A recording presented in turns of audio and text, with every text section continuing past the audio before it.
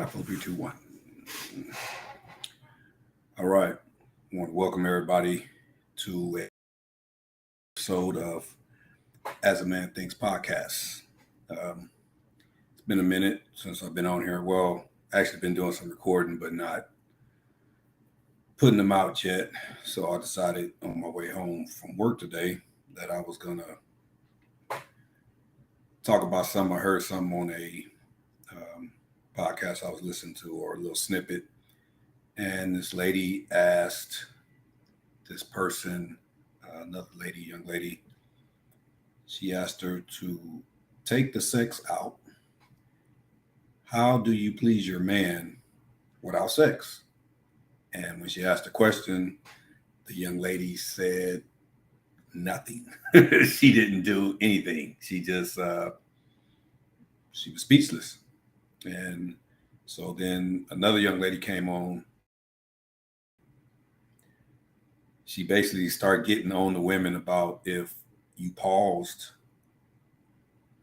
with that question, that you really needed to go back and do some self introspection about yourself. Because if you just think that you opening up your legs is going to keep a man, is going to satisfy a man at all times, she was like, you're totally wrong. So I, being the type of guy that I am, I know that sounds cliche. I can't even say the word, but you know what I mean. Um, I started thinking about that, and that's true. Talk about that all the time with my partner, my wife, and we talk about that if it was dark and we couldn't see each other, we weren't hungry, we weren't thirsty, we just had to be in existence. We wasn't sleepy. What would we do? Could we coexist? And we have a lot of conversations. I don't know about everybody else, but we talk about a lot of various things. So it got me to thinking about that, what I see on social media regarding how people, value themselves, whether it's through money, whether it's through body, whether it's through, who their family is, whether it's through what, I don't know, what type of clothes they buy, where they go to party, I don't know, where they work, whatever. I feel sorry for that type of person, because if you are that type of person that values yourself with material things, with what somebody thinks about you, your value should come from within. You know, um, it should just come from within. It's really sad that it only see yourself as a sexual object. And I'm speaking to the ladies. When I got married, I told my wife that sex is a part of our relationship, but that's not the only thing that drives me. Not, that's a cog in the wheel, cog in the engine.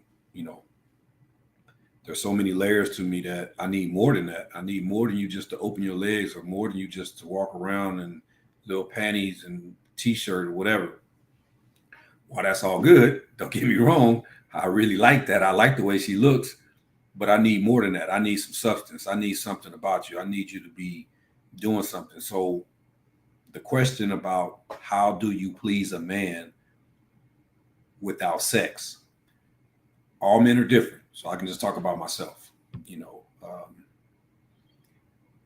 If I come home, like, when I come home from work, because I still have a job for now, I'm in my company truck for about an hour and a half every day, fighting traffic.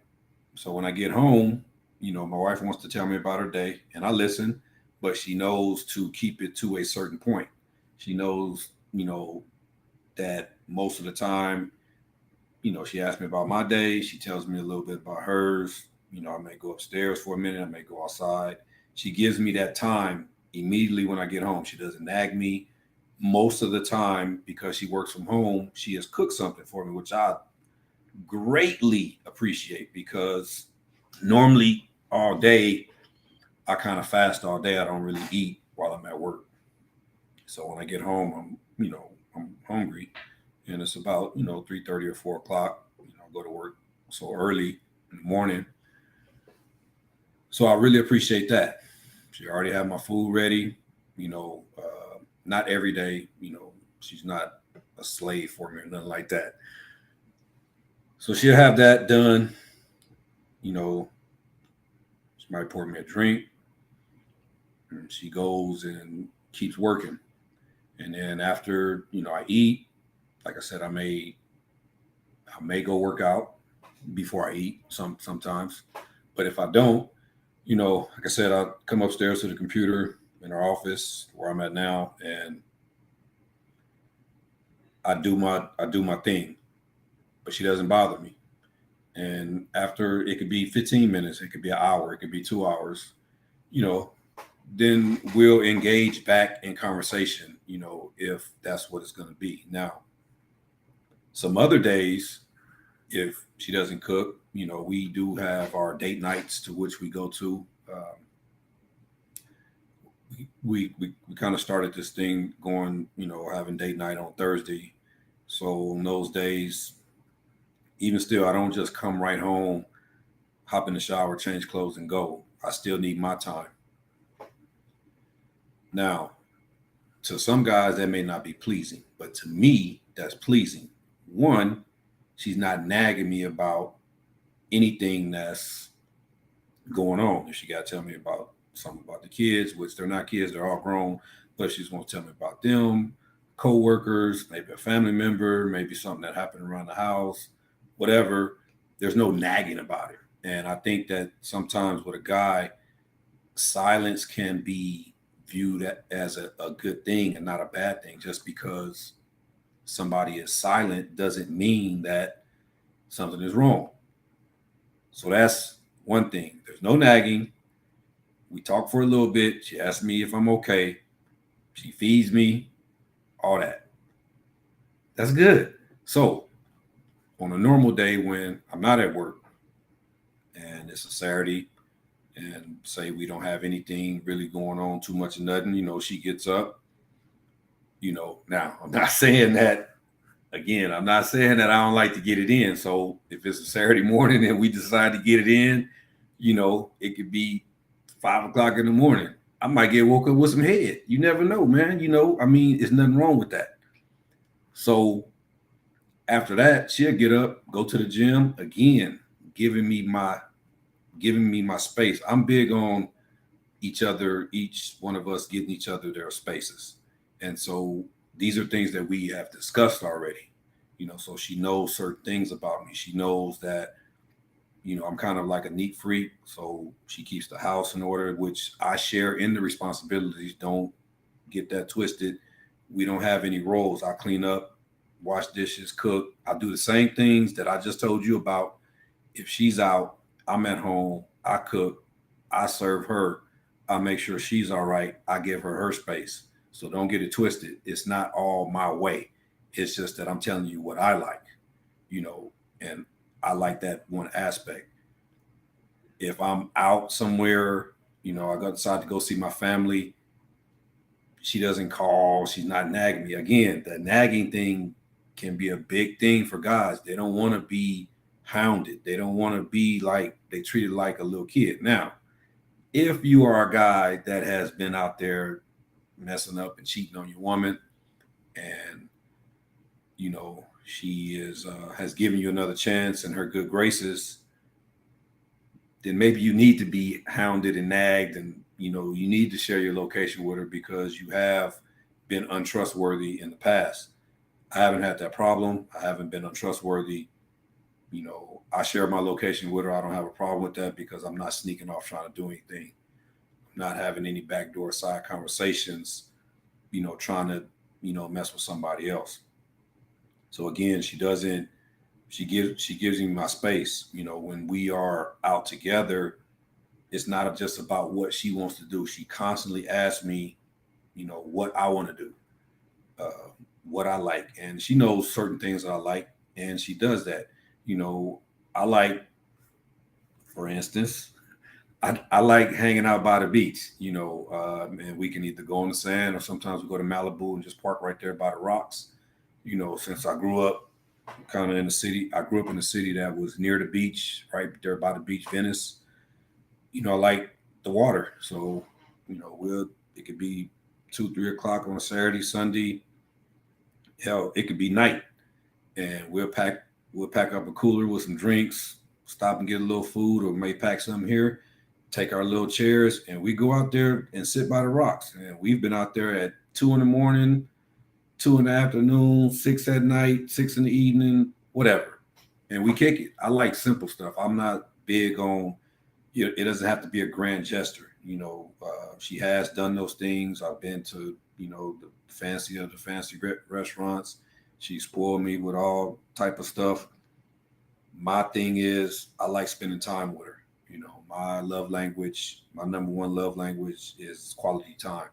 So I love just the interaction with her. I love being around her, and so again, I do like sex. I do like that connection that when we do have sex, I feel like I can release my emotions into her. I may release some substance inside her, on top of her, on her titties, whatever, but I still have that connection with her. It is something that I've always been the type of guy. I've never been just a one night stand type of guy. Like meet somebody and have sex with them the same night that I met them. My body's not wired up like that. I guess it's the Virgo in me, that it just doesn't allow me to do that. I have to have some type of connection with you.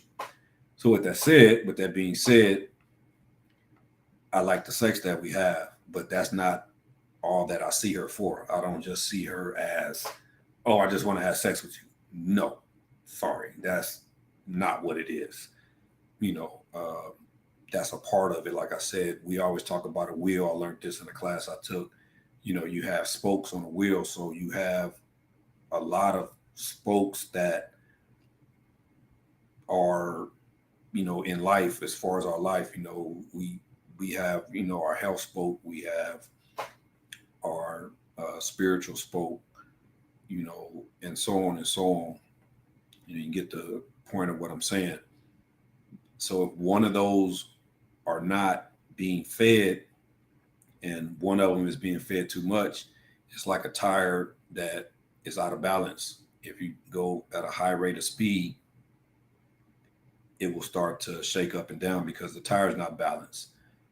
Your steering wheel will start to shake and you're like, what's wrong with my car? The wheel's out of balance. So when one of your spokes is out of balance, then, my relationship is out of balance. So on a daily basis, me and her both are trying to keep the wheel balanced. And it's not an easy thing because every day is a different day. It's different obstacles that come your way. The one thing that she also knows that I like that pleases me is that we pray every morning before I leave to go to work. I leave to go to work at 5 in the morning. And before I leave, we pray. If it's on a Sunday or Saturday, Wednesday night, whatever, we say a prayer before one of the other leaves the house. We pray at night before we go to sleep. I know I didn't took from this subject of take the sex out, but I'm just telling you the things that matter to me. Now, some guys may not be into, the praying and all that, but you get the point of what I'm saying. It's not only you can't just think that just because you got a big booty, big titties, flat stomach, you look good, you dress nice, that you can keep a guy. You can get a guy, sure, but can you keep him? People see, people have said, me being around people, I wonder how this dude got this chick. He must got a lot of money or he got a big dick. That's the first thing a dude gonna say. But that's not the case. He may be a good guy. He may be funny. He may be caring. He may be loving. He may be everything outside of what you're saying. It don't. Sometimes it don't have nothing to do with the sex or the money. That's like young thinking. real young thinking. I don't know how dudes can still say that in today's time. Like I spoke about on past episodes of that the internet is saturated. So how do you pick? You got a hundred women or men that look the same.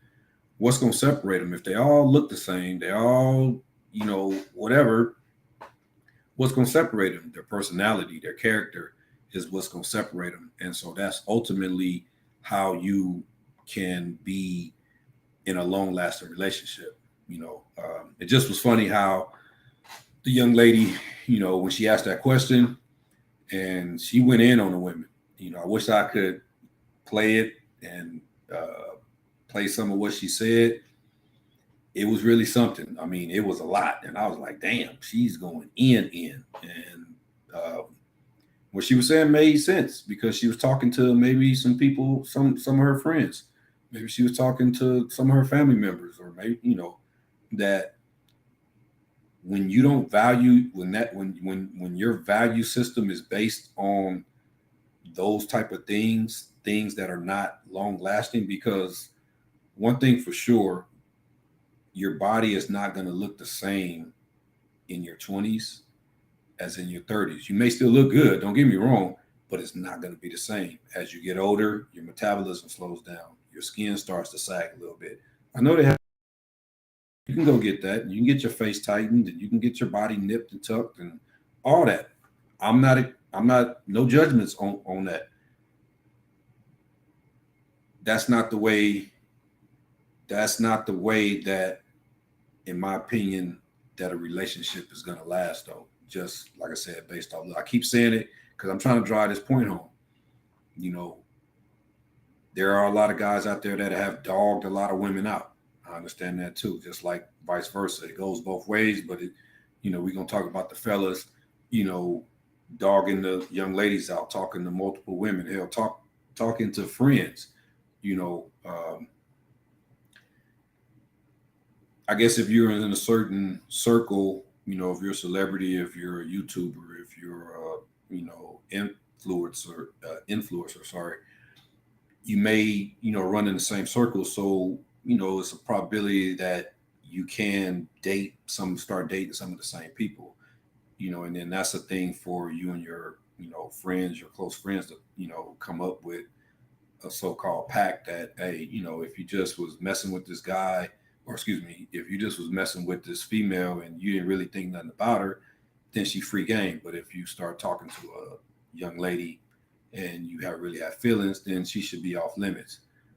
But the world, it seemed like no matter what city you go to, it could be 10 million people. The city is still small because you're only hanging with a certain amount of people. My point is, you still got to have something about yourself to have something withstanding. Now, if you're not looking for nothing withstanding, you're just looking to jump up and down in something, and just have fun with, a particular chick, cool. But some guys don't let the woman know that up front. They lead her on and make her think that they want something more, and it's not there.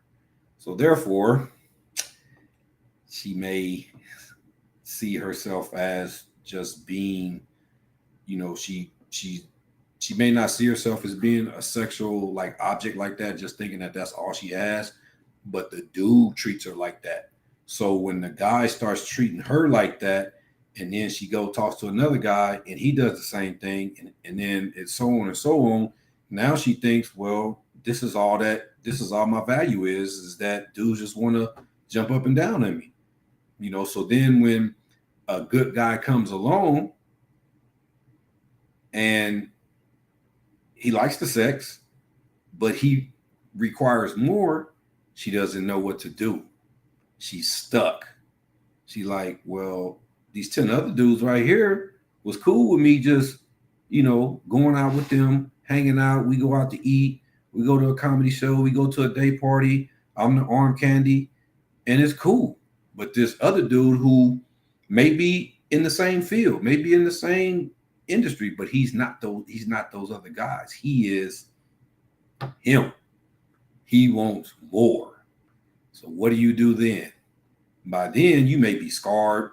You may have issues of being dogged out. And this, those things could happen over, a 1 year span, 10 year span. It could be a 20 year span, and you may develop some type of issues from that. And so when you try to, when a guy really wants to settle down with you, then you don't really know how to be that woman that he needs. And that's sad. Hold on a minute. I was a little parched. Sorry for that. But you have to know yourself. You have to know what your values are. If you don't know what your values are, how you somebody else when you don't know what to value? I mean, that's kind of like, that's the first thing that you need to do. You need to be able to tell somebody who you are. Who are you? I've said this in other episodes too. Who the hell are you? Not where you work, not where you grew up, not how much money you make, not what type of car you drive. None of that. Who the hell are you? Are you caring? Are you understanding? Are you responsible? Are you funny? Are you whatever it is about yourself? I don't know. I know me. I like to think of myself as a responsible person. I like to think of myself as a understanding person. And I also like to think of myself as a caring person, meaning that if I'm with you, if you're part of my circle, I'll put your needs before mine. That's showing caring. Me showing understanding. That means that, the understanding, the being empathetic, all those things, I kind of wrap those things in one. Meaning that if you're talking to me, I'm not just trying to think about what I'm gonna say next. I'm gonna be, I guess, sensitive, understanding to what you're saying. I'm not gonna just take it. I'm not gonna be on my phone talking about, yeah, I'm just not gonna pick my phone up like, yeah, uh huh, uh huh. And I'm gonna be responsible. I'm gonna make sure, like I have a family. I'm gonna make sure that everybody has what they needs. I may not be able to provide everything they want, but I'm gonna make sure that everything that they're supposed to have, we're gonna have, and that includes everybody. So anyway, what type of person are you? What's your value system? Like, really, think about that. Who are you? What do you really ultimately want out of a relationship? Do you just want to take trips? Do you just want to ball out? Cool. Find you somebody that has that matching energy. But don't get mad when that person has somebody on the side that is getting what they really need, and it don't have nothing to do with sex, or it don't have nothing to do with money. It could just be a conversation. If you can't talk to your person about everything that's going on in your life, then you know pretty much, if you can have best friends and all that. My opinion, if you have a spouse and you do happen to coexist in the same house, your spouse ends up being your best friend. You can still have a best friend, but in my opinion, your spouse is your best friend because that's who you spend the majority of your time with. If you like them. Now, if you don't like them and you still want to go hang out with your boys all the time and your girls, cool. That's what type of relationship you got. I like hanging out with my wife. I ain't gonna lie. We have fun together. We respect each other's spaces. We're both trying to build our side businesses. We have multiple ones together. We got multiple ones separately. So we give each other our space to work on those when we're not working on our business together. And um, we have different. I mean, excuse me. By us understanding that, by us having those talks, prior, there's no hard feelings when she tells me, babe, I got to work. I got to pull an all nighter because I got to meet this deadline. She doesn't trip when she falls asleep and or she wants to go, or I don't trip when she wants to go to sleep, early because she's had a long day, and I just come in the office and I start banging out content. I'll start doing what I need to do. We don't have an issue because we know how to take the sex out. We don't have to have sex every night, and we can still be intimate. If we go to sleep and I'm spooning her, we could start out like that. She appreciates that. It could be in the middle of the night. I'll just reach over and pull her into me. She likes that. I know she likes little stuff that I know she likes. I try my best to do it, not because it's only because she like it. I want to do it because I like to please her. Remember what I said about her pleasing me? I also like to please her. It's nothing wrong with pleasing your woman. It's nothing wrong with all those things I said before about us sharing. We don't have roles in this. We don't have roles in this relationship. Yeah, she views me as the head of household, but if there's any major decision going down, it's just not my way or the highway. I discuss everything with her. Before that, if I have to make a rash decision, she trusts me. I'm the CFO of this. She calls me the CFO because I may be a little bit better with numbers than her. She doesn't want to have to worry about that, but just because we play around and I had that title, that doesn't mean that she can't go look at all our various bank accounts, all our various credit card statements or credit scores or whatever. It's an open book. We have a spreadsheet every month on how much, money we bring in and we spend and we take out. Those kind of things are important. Those kind of things are important with me, that she cares about that. That pleases me. So again, what pleases me don't have to please the next person. But as a woman, you do have to know that sex is not the only thing. And I know, yeah, you can know that and you can say, hey, yeah, I know. But are you practicing it? If you're with somebody, ask yourself why you can't keep somebody. If you're single, if guys keep cheating on you and you look good, ask yourself that. I know guys can be dogs. I get that. But at some point, you got to look at yourself and do some work on yourself. If you are attracting the same type of guys, put yourself in a different situation, a different environment, the environment of the guys that you want to attract. I know it's kind of hard these days because everybody just like to slide in DMs or whatever. Cool. Slide in somebody's DM that slide in somebody's DM that you want to be a part of that circle, not circle, but just a part of, what type of lifestyle that they have, but before you slide in, have some things that that are wrong about you, address those, be working on those. You may not have solved them all or fixed them, but at least recognize where your deficiencies are. Gotta start somewhere. I hope this didn't sound like I was bashing women, because I don't want to do that. It's not what I'm about.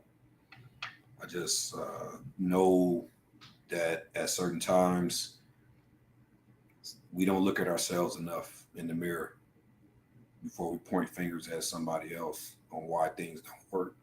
So that's why I named this episode Take the Sex Out, because if you couldn't have sex with somebody, how would you sustain your relationship? That's the question that I want you to ask yourself. So until next time, I'm gonna sit here and drink the rest of this. I think this is some Casamigos. I tried it. I'm not saying I really like it. I'm more of a different type of tequila drinker. I'm not a big tequila drinker, but I do drink it. Yeah, this is Casamigos. It tastes okay, but it's not something I just bought. This is my first, well, maybe my second time. Anyway, I'm gonna finish this. I do have some water too, though. I do pretty hydrated, but yeah, I'm gonna get some work done. And until next time, remember, ask yourself, what is your value? What can you bring to a relationship besides sex? Let me know.